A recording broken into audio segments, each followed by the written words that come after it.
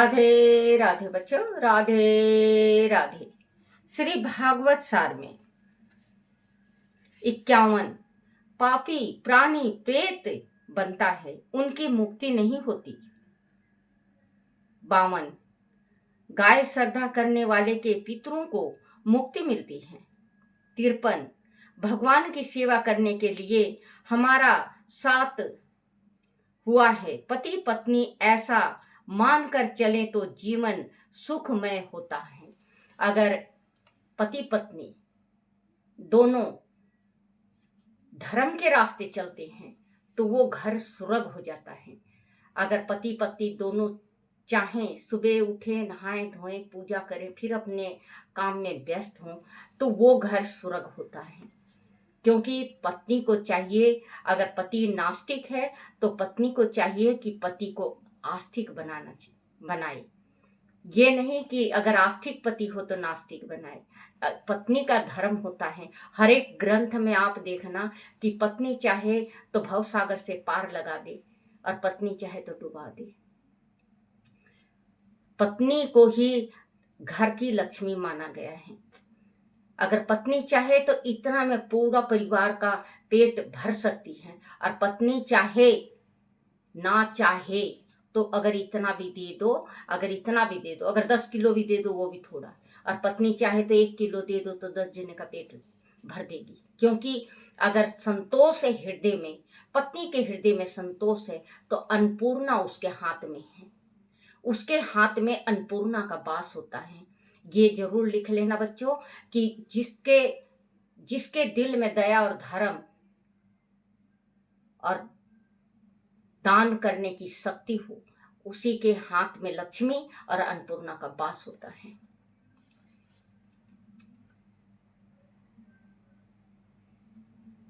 चौवन वासना का नाश एवं आसक्ति का त्याग करो।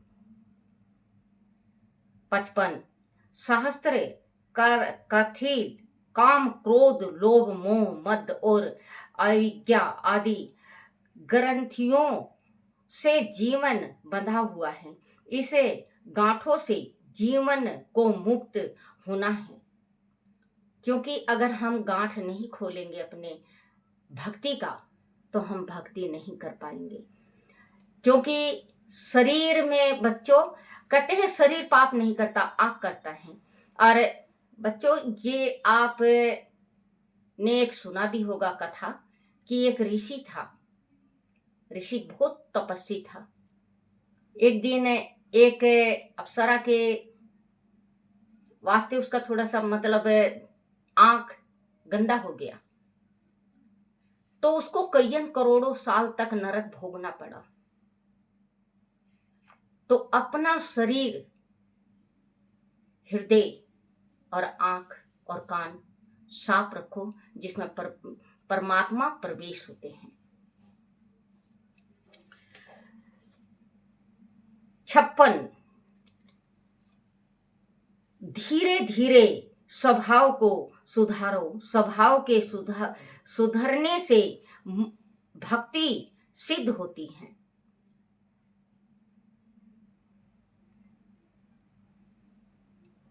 क्योंकि अगर हम अपनी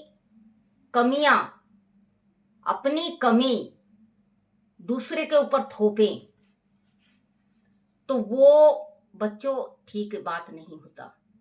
क्योंकि देखो बच्चों, अगर लड़ाई कर रहे हो आप या गलती है आप में, तो आपको महसूस होगा कि मैं गलत हूं, लेकिन आप उसको गलत ठहराने के वास्ते आप इतना ज्यादा मतलब कलेश कर लेते हो कि समझ में नहीं आता। जैसे किसी के घर में बहू आ जाती है, सास और ससुर रहता है, या ससुर नहीं रहता सास रहती है, सास नहीं रहती ससुर रहता है। और वो जैसे कोई होती है भाई घर में बड़े बुजुर्ग को देख के खुश नहीं होती, तो वो अपने पति को शिकायत लगाती है, ये करा आपके पिता ने, ये करा आपकी माता ने, ये करा आपके पिता ने। तो बच्चों कच्चे कान के कभी नहीं बनना चाहिए। जिस माँ बाप ने इतना आपको तकलीफ से आपको इतना बड़ा करा है, आपको इतना काबिल किया है जो कि आप खुद अपने पैरों पे खड़े होकर अपने बच्चों को पाल सकती हो।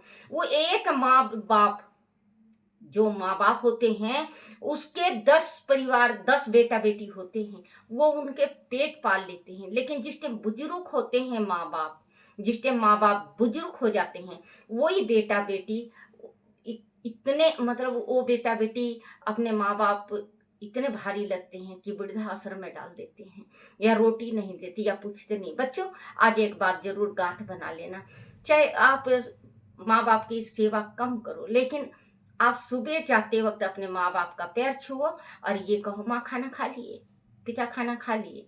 आते वक्त ये जरूर पूछा करो कि माँ कैसी हो, पिता कैसे हो। पूरा दुख उनका दूर हो जाएगा और वो सुख से जीने लगेंगे। जो 2 घड़ी है उनके वास्ते, 2 दिन का, वो सुख से जी के परमात्मा के पास सुख से चले जाएंगे। राधे राधे बच्चों, राधे राधे।